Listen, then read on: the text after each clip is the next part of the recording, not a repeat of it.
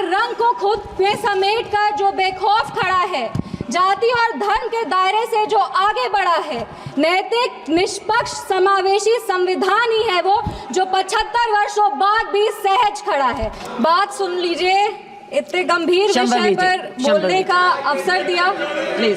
इस मौके पर हम आभार व्यक्त करेंगे हमारे पार्टी के राष्ट्रीय अध्यक्ष श्री चिराग पासवान जी का, क्योंकि दोनों तरफ से देख रहे हैं कि बहुत कद्दावर, बहुत सीनियर नेता संविधान के चर्चे पर बोल रहे हैं, पर एक पहली बार जीत कर आए हुई महिला युवा सांसद को संविधान के चर्चे पर बोलने का मौका दिया। इसके लिए हम हमारे राष्ट्रीय अध्यक्ष श्री चिराग पासवान जी के आभारी हैं।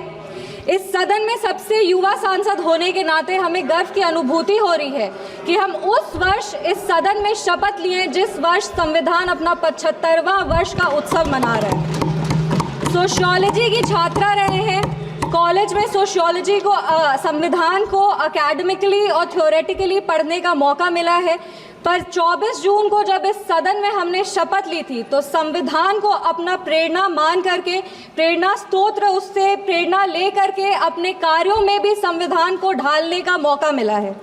महात्मा गांधी जी ने भारत के संविधान के विषय में 1931 में कहा था, I shall strive for a constitution which will release India from thraldom and patronage. I shall work for an India in which the poorest shall feel that it is their country in whose making they have an effective voice. An India in which there is no high class or low class of people. An India in which all communities shall live in perfect harmony. This is the India of my dreams for which I shall struggle. इस सदन में जब हम शपथ लिए थे, संविधान की शपथ लिए थे और सत्य निष्ठा से प्रतिज्ञान किए थे कि भारत की प्रभुता और अखंडता को अक्षुण्ण रखेंगे और कर्तव्यों का श्रद्धापूर्वक निर्वहन करेंगे, पर हमारे विपक्ष के लोग हैं जो विदेशी तंत्रों से हाथ मिला करके बार बार भारत की प्रभुता और अखंडता पर चोट करते हैं। एक तरफ जहां मोदी जी की कार्यकाल में एफडीआई बढ़ा है, जो फॉरेन डायरेक्ट इन्वेस्टमेंट है, वहीं पे इतने ही वर्षों में कांग्रेस का एसडीआई जरूर बढ़ गया। अब एस उसमें क्या है, उसका नाम लेंगे तो हल्ला हंगामा हो जाएगा, इसीलिए आप लोग खुद ही समझ जाइएगा। ये वही बात हो गया, हिंदी का एक मुहावरा है, मुंह में राम बगल में छुरी, पर ये भी विपक्ष पे सही नहीं बैठता है, क्योंकि विपक्ष तो प्रभु श्री राम का नाम ही नहीं ले सकते, पर छुरी लेकर के बार बार संविधान की हत्या जरूर करने का कोशिश करते हैं।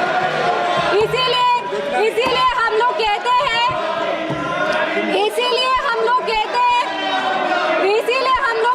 कि संविधान नेता के हाथ में नहीं, संविधान नेता के दिल में होना चाहिए। एक उदाहरण देते हैं, 2008 में इसी सदन में ट्रस्ट वोट के लिए कैश फॉर वोट स्कैम किया गया था और लोकतंत्र का गला घोटने का कोशिश किया गया था। आपातकाल इमरजेंसी के में जिस तरह से संविधान का चीरहरण हुआ था वो हम सब ने देखा था, और हम तो बिहार की बेटी हैं। बिहार के एक पुत्र थे जयप्रकाश नारायण जी, जिन्होंने इसी दिल्ली में रामलीला मैदान में राष्ट्रकवि रामधारी सिंह दिनकर की एक कविता पढ़ी थी, सिंहासन खाली करो कि जनता आती है। उसने कांग्रेस की जड़ों को हिला दिया था और भारत में एक नई क्रांति का आह्वान किया था। आज जब हम संविधान के 75वें वर्ष का उत्सव मना रहे हैं तो हम नमन करते हैं संविधान के निर्माता डॉक्टर बाबा साहब भीमराव अंबेडकर जी का, जिन्होंने अपनी पूरे जीवन की सीख को इस संविधान के निर्माण में लगा दिया, लेकिन कांग्रेस ने उनका अपमान करने से वो कभी नहीं चूके। जिस संविधान सभा सेंट्रल हॉल में संविधान पे चर्चा हुई, संविधान लिखा गया, उस सेंट्रल हॉल में बाबा साहब की चित्र तक को इन्होंने लगने नहीं दिया।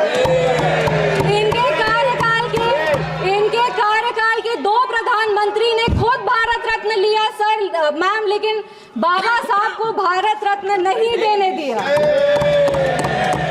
मैं नमन करती हूँ उन सभी संविधान सभा के सदस्यों का जिन्होंने 2 साल 11 महीने और 17 दिन में इस संविधान को आकार दिया।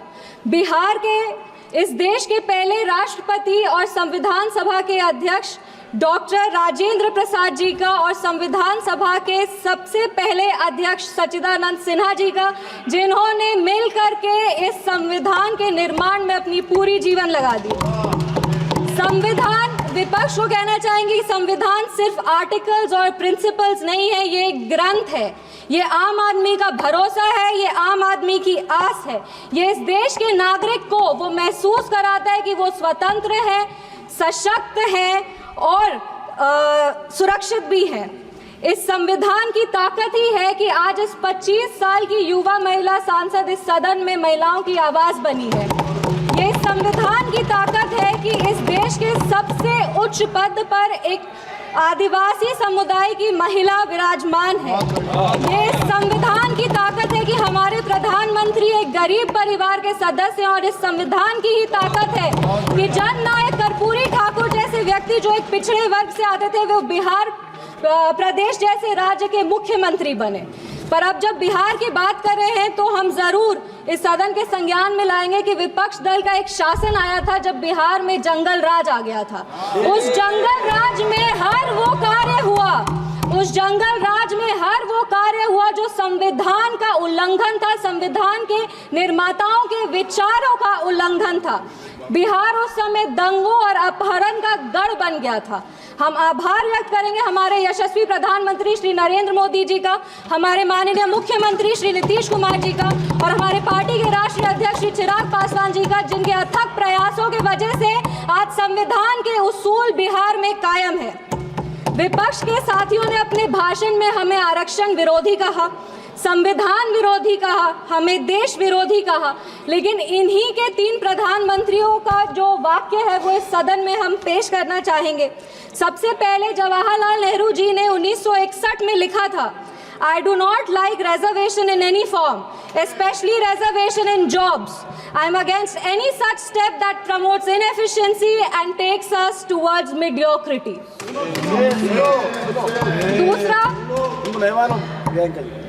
दूसरा इंदिरा गांधी जी ने, नीरज चौधरी जी की एक किताब थी हाउ प्राइम मिनिस्टर डिसाइड्स, उसमें उन्होंने कहा था अपने तब के लॉ मिनिस्टर शिव शंकर जी को कि एक ऐसा ATR तैयार कीजिए कि सांप भी मर जाए और लाठी भी ना टूटे। ये मंडल कमीशन के रिपोर्ट पे उन्होंने कहा था।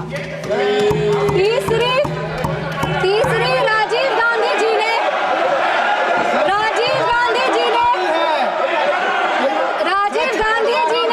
एक इंटरव्यू में आलोक मेहता को कहा था मार्च 1985 में, no promotion of. Rajiv Gandhi ji ने एक इंटरव्यू में जर्नलिस्ट आलोक मेहता को कहा था मार्च 1985 में कि no promotion of idiots in the name of reservation, and that promoting idiots in the name of reservation would harm the entire country.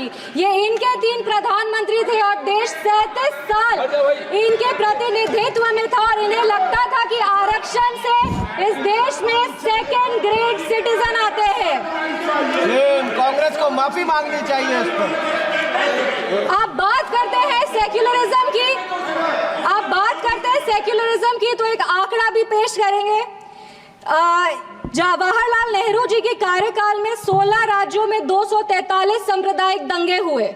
Indira Gandhi ji के कार्यकाल में 15 राज्यों में 337 सांप्रदायिक दंगे हुए और राजीव गांधी जी के कार्यकाल में 16 राज्यों में 291 सांप्रदायिक दंगे हुए। ये कैसा सेक्युलरिज्म का परिभाषा है, हमें तो समझ नहीं आता। एक और बात कहेंगे, कहानी सुनाएंगे। 1984 में जब सिख रायट हो रहा था, 1984 में जब सिख रायट हो रहा था तो एक सिख समुदाय के व्यक्ति एक दलित नेता के घर में रक्षा पाने के लिए गए थे, एक पनाह मांगने गए थे। उस दलित नेता के घर को जला दिया गया था। वो दलित नेता कोई और नहीं, हमारे पार्टी के संस्थापक श्रद्धेय रामविलास पासवान जी थे, जिनके घर को 1984 में जला दिया गया था। आप बात करते हैं संविधान की और सेंटर स्टेट रिलेशन की, तो बता दें कि इंदिरा गांधी जी की कार्यकाल में 11 साल में 35 बार राष्ट्रपति शासन लगाया गया। एक महिला, एक युवा और एक दलित सांसद होने के नाते हमें गर्व होता है कि हमारी सरकार एक ऐसी सरकार है जिसने संविधान के उसूल को अटल रखा है। हमारी सरकार ने संविधान को मजबूत करने का काम किया है। पिछड़े 1 सेकेंड 2 मिनट बस खत्म करें। पिछड़े आयोग को संवैधानिक दर्जा हमारी सरकार ने दिया। पिछड़े वर्ग से आर्थिक रूप से कमजोर जो व्यक्ति आते हैं उनको आरक्षण हमारी सरकार ने दिया। इनके पास महिला प्रधानमंत्री थी, पर हमारे प्रधानमंत्री ने नारी शक्ति वंदन अधिनियम ला करके 33% आरक्षण दे करके महिलाओं के आवाज को अगर मजबूती किसी ने दी है तो वो हमारे यशस्वी प्रधानमंत्री श्री नरेंद्र मोदी जी। 1 मिनट। एनडीए की सरकार ने बिहार में हमारे प्रधानमंत्री, हमारे माननीय मुख्यमंत्री श्री नीतीश कुमार जी और हमारे पार्टी के राष्ट्रीय अध्यक्ष श्री चिराग पासवान जी के नेतृत्व में संविधान के सभी प्रावधानों को मजबूती से वापस लाए हैं और यही प्रयास करते हैं कि संविधान को अपना प्रेरणा मानकर योजनाएं बनाए जो हर वो नागरिक तक पहुंचे जो जरूरतमंद है। अंत में अपने वाणी को 4 पंक्ति पढ़ के बैठ जाओ दादा, 4 पंक्ति बैठ जाओ दादा, 4 पंक्ति पढ़कर अपने वाणी को विराम देंगे। हर रंग को खुद में समेट कर जो बेखौफ खड़ा है, जाति और धर्म के दायरे से जो आगे बढ़ा है, नैतिक निष्पक्ष समावेशी संविधान ही है वो जो 75 वर्षों बाद भी सहज खड़ा है।